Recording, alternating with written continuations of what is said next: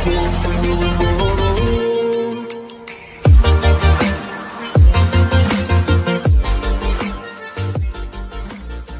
दोस्तों, मेरा नाम है आकाश सामने और कोरटेक चैनल पर आपका स्वागत है। तो आज सरकार का मास्टर स्ट्रोक यही था कि 59 चीनी ऐप्स को सरकार ने बैन कर दिया है कि गूगल ने फिर से बड़ी कार्यवाही करते हुए गूगल प्ले स्टोर से 11 एप्लीकेशंस को हटा दिया है। डेटा लीक मामले में फेसबुक पर कार्रवाई। ब्रिटेन में फेसबुक पर करीब 5 लाख करोड़ रुपए का जुर्माना। ब्रिटिश संसद की मीडिया कमेटी ने मामले की जांच की। अक्सर हम इस तरह की खबरें सुनते रहते हैं, लेकिन क्या आपने कभी सोचा है कि इन एप्स पर इस तरह के एक्शन क्यों लिए जाते हैं? वेल, इसके कई कारण हो सकते हैं, जैसे कि यूजर्स की एक्टिविटीज को ट्रैक करना, यूजर्स के डाटा का मिसमैनेजमेंट, यूजर्स के डिवाइसेस में मैलिशियस एप्लीकेशन को इंस्टॉल कर देना। लेकिन ये जो भी कर्म एक्चुअली इन्हें कांड कहना चाहिए। ये जो भी कांड किए जाते हैं उनका अल्टीमेट टारगेट होता है यूजर्स का, यानी कि आपका डेटा।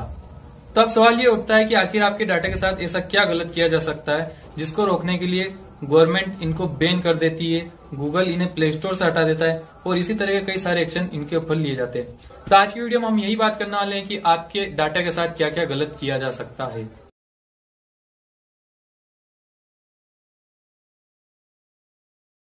आजकल हमारा हर प्राइवेट डाटा हमारे फोन में होता है, जैसे कि हमारे प्राइवेट मैसेजेस, फोटोज, वीडियोस और भी कई सारी चीजें हमारे फोन में होती है। डाटा चोरी होने के कारण ये चीजें कॉम्प्रोमाइज भी हो सकती है और अगर ये चीजें गलती से किसी गलत इंसान के हाथ में पड़ जाए तो वो इनके मदद से आपको ब्लैकमेल भी कर सकता है। वो आपसे इसके बदले पैसे मांग सकता है या फिर आपसे कुछ गलत काम भी करवा सकता है और ऐसा कई बार हुआ भी है। नॉर्मली इस तरह की चीजें सेलिब्रिटीज और लड़कियों के साथ अधिकतर होती है, लेकिन आपसी दुश्मनी निकालने के लिए किसी सामान्य व्यक्ति के साथ भी हो सकता है। वह कुछ लोग ऐसे होते हैं कि जो कि अपने प्राइवेट वीडियोस को भी अपने मोबाइल में सेव करके रखते हैं, लेकिन आपका डाटा कॉम्प्रोमाइज होने के कारण इस तरह की वीडियोस किसी दूसरे व्यक्ति के हाथ में लग सकती है, जो कि इसे वायरल भी कर सकता है और इसके कितने गंभीर परिणाम हो सकते हैं आप इस वीडियो में देख सकते हैं। पर्सनल वीडियो वायरल होने से एक दंपति की खुदकुशी का मामला सामने आने से हड़कंप मच गया।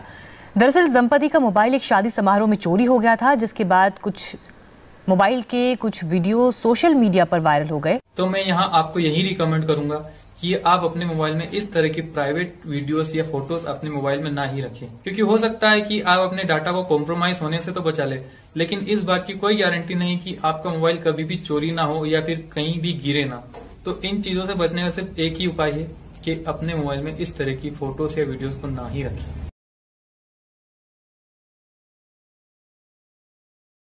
आइडेंटिटी थेफ्ट का मतलब होता है पहचान की चोरी, यानी कि आपकी हर एक जानकारी चुरा ली जाती है, जैसे कि आपका नाम, नंबर, घर का पता और इस तरह की आपकी हर एक जानकारी चुरा ली जाती है। तब आप सोच रहे होंगे कि इन जानकारी को चुरा कर कोई क्या कर सकता है।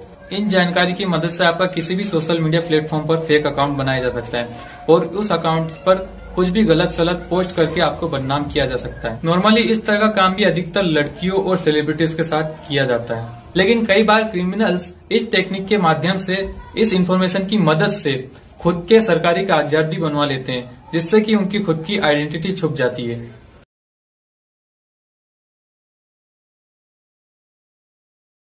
क्योंकि आजकल हम अपने बैंक से रिलेटेड अधिकतर काम अपने फोन से ही करते हैं, जिसके कारण हमारे बैंकिंग से संबंधित जो भी डाटा होता है वो हमारे फोन में ही होता है, जैसे कि हमारे अकाउंट नंबर या फिर डेबिट कार्ड या फिर क्रेडिट कार्ड से रिलेटेड सारी इन्फॉर्मेशन हमारे फोन में होती है। और अगर ये डाटा गलती से किसी गलत व्यक्ति के हाथ में पड़ जाए तो वो इस डाटा की मदद से आपके डेबिट कार्ड या क्रेडिट कार्ड की क्लोनिंग भी कर सकता है और उसके बाद आपका अकाउंट कब खाली हो जाए आपको भी पता नहीं चलेगा।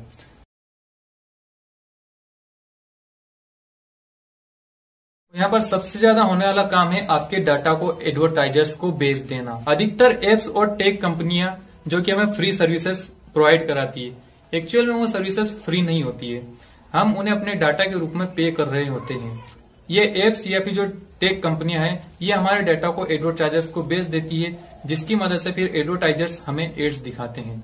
आपने अक्सर देखा होगा कि आप अपने मोबाइल में जिस चीज के बारे में अधिकतर देखते हैं या फिर जिस चीज के बारे में अधिकतर सर्च करते हैं, आपको उसी से रिलेटेड एड्स अपने मोबाइल में दिखाई देते हैं।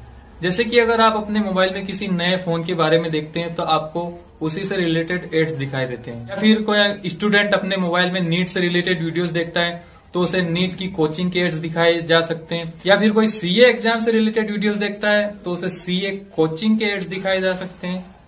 और इसी तरह आपको हर जगह पर एक ही तरह के एड्स बार बार दिखाए जाते हैं।